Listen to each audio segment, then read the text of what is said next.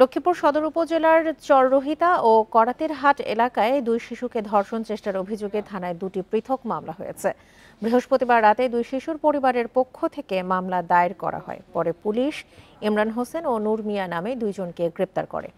Bundle থাকলে প্রতি সেনমানিতে টাকা বাঁচবে। বিকাশ সেনমানি বান্ডেল কিনে জিতুন প্রতি লেনদেনে। পুলিশ জানিয়েছে, সদরের করাতের হাট এলাকায় বৃহস্পতিবার এক 10 বছরের শিশুকে একটি ফসলি জমিতে নিয়ে ধর্ষণের চেষ্টা করে ইমরান হোসেন নামে এক যুবক। এ সময় শিশুটির চিৎকারে ইমরান পালিয়ে যায়।